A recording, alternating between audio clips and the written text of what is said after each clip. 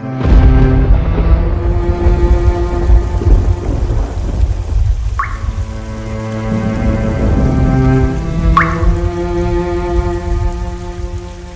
ಶಿವ, ಆ ಮಳೆ ಹನಿಗೇನ್ಲ ಆಟಾಡಿಯೇ?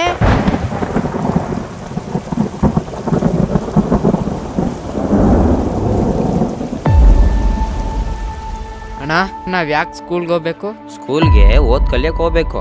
ನಾವ್ ಯಾಕೆ ಓದ್ಬೇಕು? ನಿಂಗೆ ಕನ್ನಂಬಾಡಿ ಗೊತ್ತಾ? ಕನ್ನಂಬಾಡಿ ಅಣೆಕಟ್ಟು ಕಟ್ಟಿದ್ದು ಒಬ್ಬ ಇಂಜಿನಿಯರು. ಅವರೇ ನಮ್ಮ ವಿಶ್ವೇಶ್ವರಯ್ಯ. ಓದಿದ್ರೆ ಮಾತ್ರ ಏನಾದ್ರೂ ಸಾಧನೆ ಮಾಡಕ್ಕಾಗೋದು. 1 2 4 8 1 2 ಆದ್ಮೇಲೆ 4 ಅಲ್ಲಕಲ್ಲ 8. ಗೌಡ, ಆಲೆ ಮನೆ ಭದ್ರ ಹೆಂಗಿದ್ರು ನಂತಾವೇ ಐತೆ.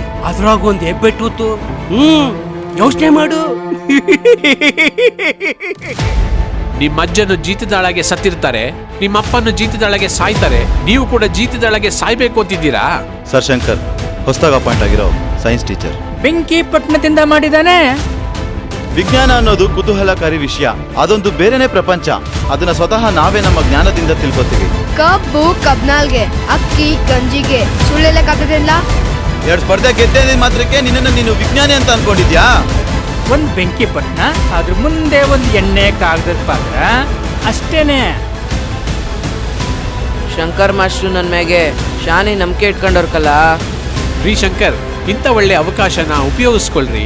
ಪ್ರಾಜೆಕ್ಟ್ ಅಂತ ಪ್ರಾಜೆಕ್ಟ್. ವಿಜ್ಞಾನದಲ್ಲಿ ಸ್ಪರ್ಧೆಗಳು ಯಾವತ್ತೂ ಇರಲ್ಲ ಸರ್. ನಿನ್ ಮೇಲೆ ನಂಬಿಕೆ ಇಟ್ಟಿದ್ದೀನಿ ಶಿವು. ನನ್ನ ನಿಮ್ಮ ನಿರ್ಧಾರಗಳಿಗಿಂತ ವಿಜ್ಞಾನದ ನಿರ್ಧಾರಗಳೇ ನಿಜವಾಗಿರುತ್ತೆ ಸರ್.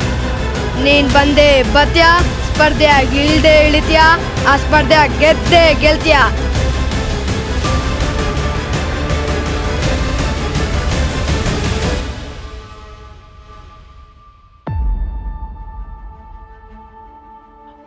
आपका लड़का सबसे अलग है.